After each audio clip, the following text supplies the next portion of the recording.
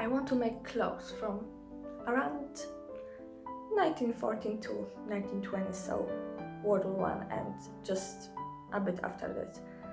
But I've never made clothes from this time period, which means if I want to make a good costume, I probably should start with the undergarments. And that's where this video comes in, because the most logical thing would to be start from the very first layer that's on your skin, because there is something before the corset. And I really know about two options for this. You either can make a pair of drawers, nashimis or shift or however you want to call it, or a pair of combinations which sort of mash up those two garments. And a pair of combinations sounds harder to make, but also more interesting. So of course, I want to make the most interesting option. We'll see how it will be, if I can make it, how good it will be, because it's probably gonna be a bit crappy. But I guess if you're seeing this video, it means I'm probably made it, or at least really tried to. So I'm struggling a little bit because that's basically the design I made based on the garments I've seen. And first of all, my top is loose, and my first plan was to use the pattern from Agnes Walker's book, the manual of needlework and cutting out, but I don't get it because first of all, this is the front part. I think this is the back of the top, if I'm understanding this correctly. The thing is, it's supposed to be fitted based on this pattern. I've also found a different pattern from the Practical Designer for Women and Mrs. Underwear. And this one is loose, but I understand it even less than the one from Agnes Walker's book. So I think what I'm going to do is take this, so the drawers part, or just this, but I think I will use the one from the combinations, and try to get a pattern for a corset cover and use that for the top. Because the thing that I don't understand is, I know this is supposed to cover up the fact that the drawers are open, but I don't get the waistline on this, because the front, I think, would be just the whole thing,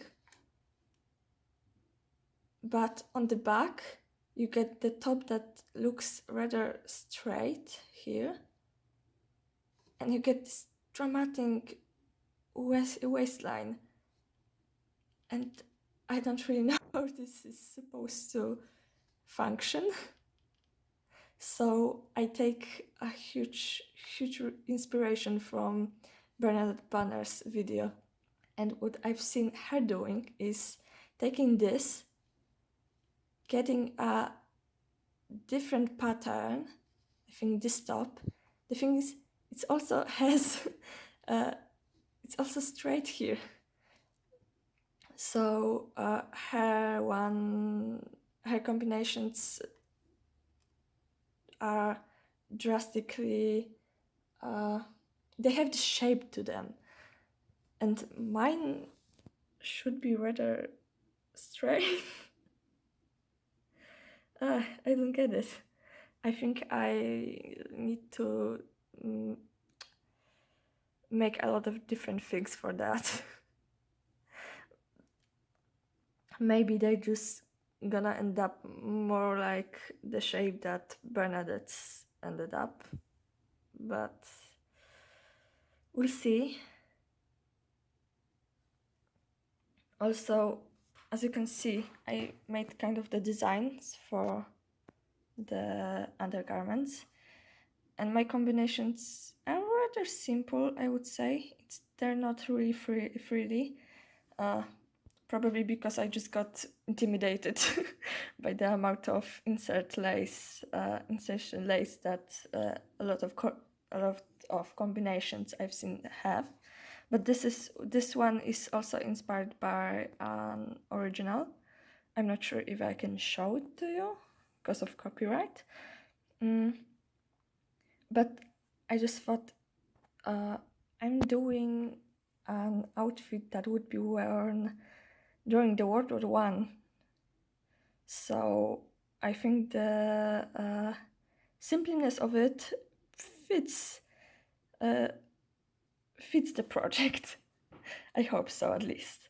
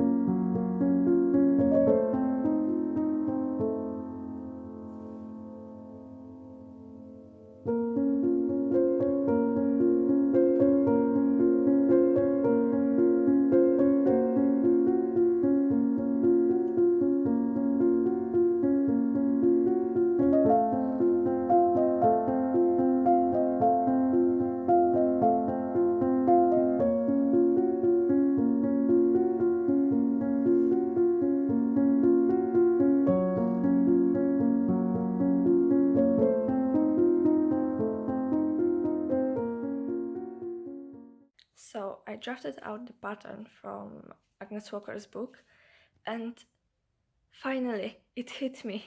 I think I know how it works. The thing is, I was confused by this waistline, but for some reason I didn't really analyze that the front, I think, from this pattern is straighter, which would make sense with the bodice here. So I think I know how it works finally. I'm still not sure about this flap, if it's supposed to be from one side or both, but I'd figure it out probably when I will be doing the mock-up. But wow, it took me so long, and it's pretty simple.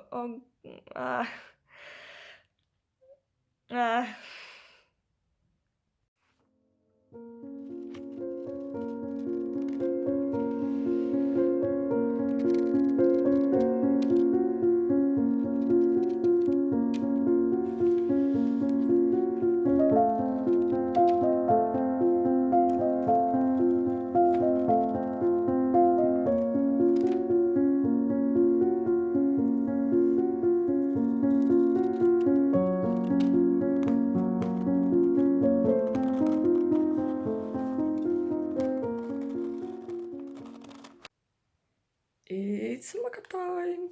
So it's a bit weird looking, especially from the back.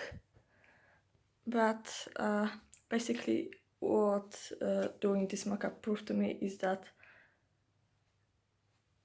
the bodice pieces, I guess you could call it, are way too long, especially in the back. For some reason, I think this this seam, would be better if it actually seated at my waistline and it's sitting like on my hip, actually quite low on my hip. So I will need to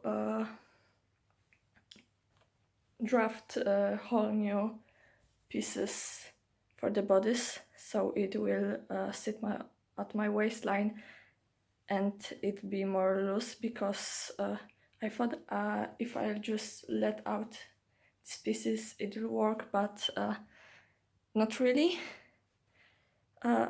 Something I knew I will need to change is the length, but that's okay. And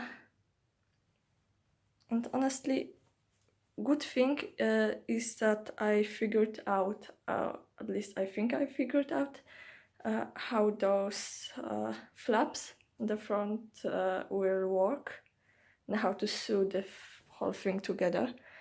So, time for the second mock-up.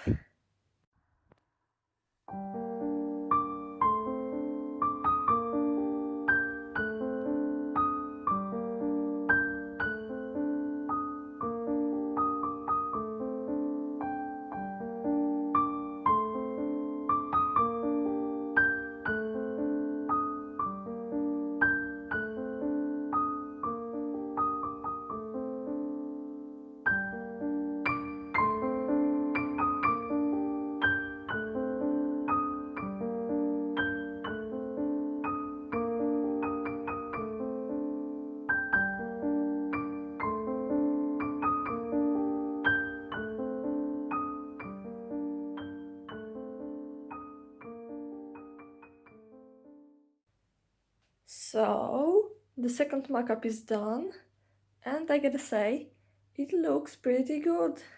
I don't think I need to change anything for now. I mean, I didn't shorten the drawers yet because I'm just lazy, but the top is perfect, honestly, just as I wanted it to be. So, honestly, I just need to wait for the fabric now that I didn't yet order. I'll do it today. I promise. I ordered. I do it today.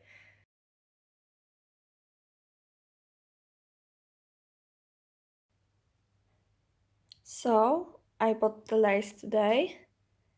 This one is for the drawers, and this one is for the top.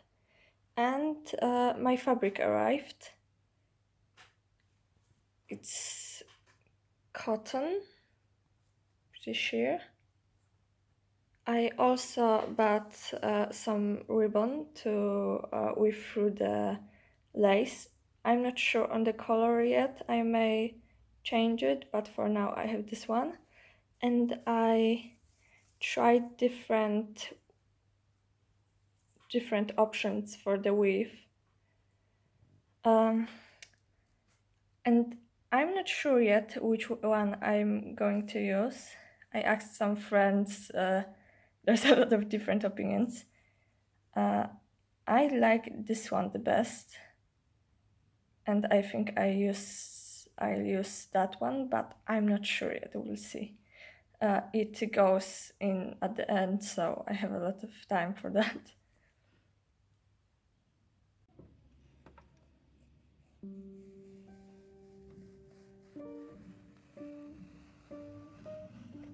So I started by cutting the fabric, and my first plan was to sew this partially by machine and finishing by hand. But because this material is so light, it was being cut by the machine and the seams were pretty wonky, so I decided to do everything by hand. So I started by sewing together the top of the combinations. For the side seams, I used a running back stitch.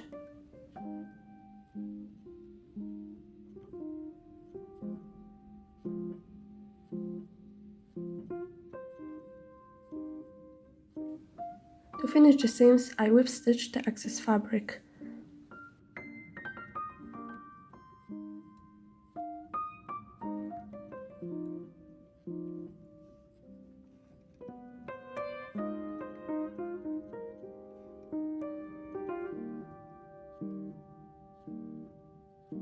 The same was done to the armhole.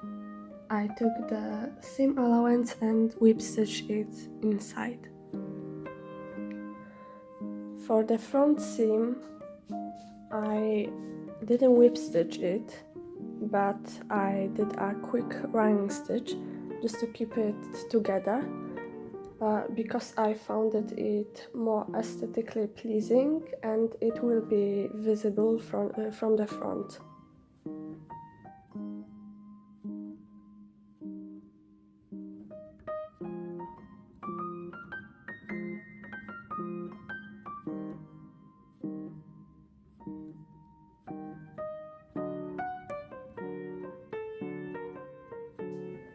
After I finished the seams on the top, I started working on the bottom. First, I sewed the side seams, again with a running back stitch, and I felt the seam allowance in place.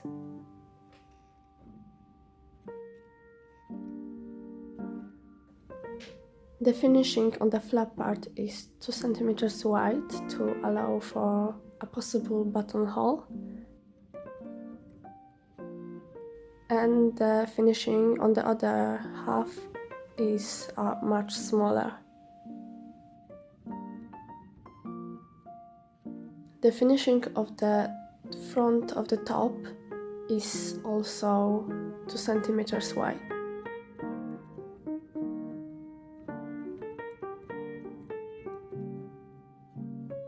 Next, I gathered the bodice to the size of the waistband, which will be made from lace. And then I attached this lace.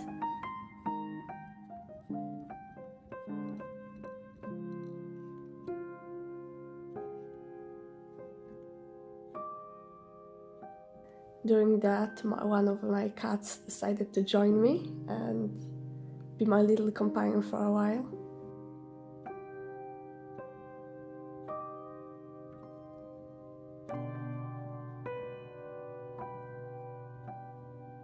After it, I gathered the neckline and attached the lace.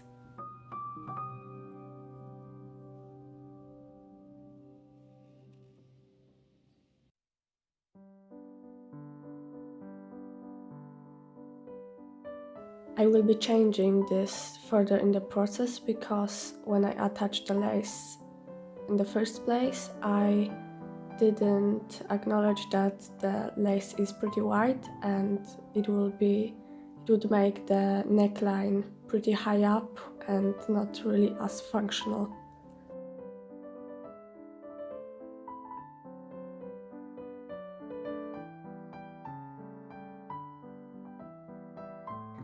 After that, I gathered the bottom into the waistband and attached it.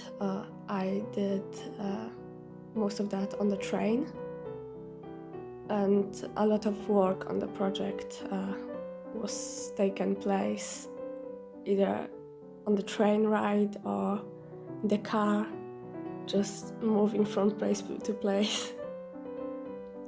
Next, I attached the lace to the bottom of the drawers.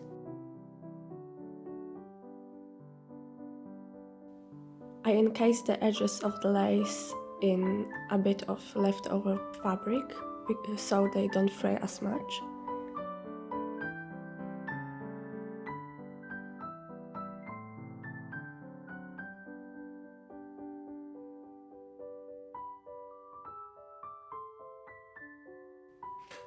At this point, the project took me much more time than I thought, and I must say that I got a bit frustrated with it.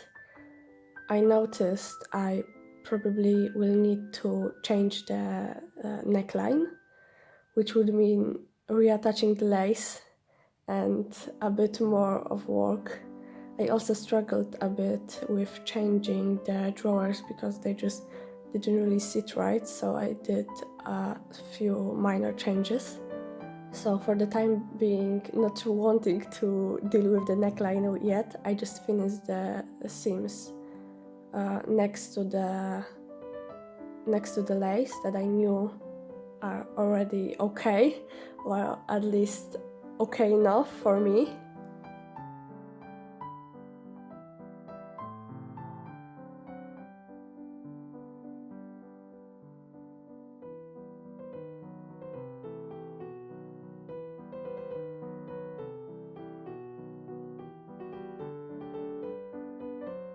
And then finally, I just had to deal with the neckline. I reattached the lace in a probably neater fashion. This time I knew more how to do this, but I must say it was quite stressful because it meant I would need to piece just a little bit of the lace, and as I just said, it falls apart on its own, and it was quite stressful, but it worked out in the end.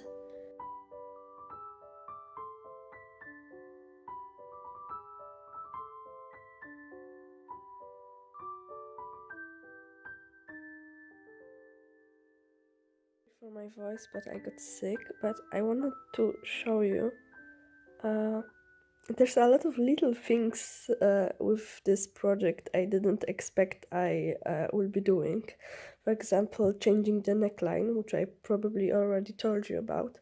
But for example, now I'm lying in bed sick, and what I'm doing is encasing. I have a bit of thread, and I'm basically encasing those edges which I cut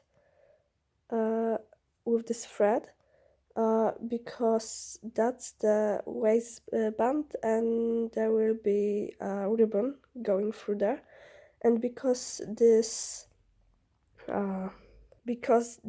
lace is well, you can probably see on the camera the footage, it's basically thread twisted together. When I cut it, it just wants to fall apart like this, and I'm a bit afraid that if I leave it like that, it will just fall apart completely, and I don't want it. I mean, I spend enough time on those combinations to just, even if I'm on one hand, I just want to end it, just call it a day and show you the end results. But on this other hand, I got so invested in this project. I just at this point I just do everything I need to do. So that's what I'm doing when I'm sick. You can probably see the difference between this is cut, this is uncut, and this is cut and encased. You probably won't see it on the end result because there will be ribbon between those, so it won't be as visible. But yeah, I'm getting a bit annoyed, but I'm laying in bed anyway, so I can do it. And as I finished all the lace and the seams, it was time for the buttonholes, and it was my first time doing buttonholes by hand, and it's stressful doing it by machine, but I think it's as stressful to do it as hand. But I think they look okay for the first time. Some are better than the others, but I'm quite satisfied with it.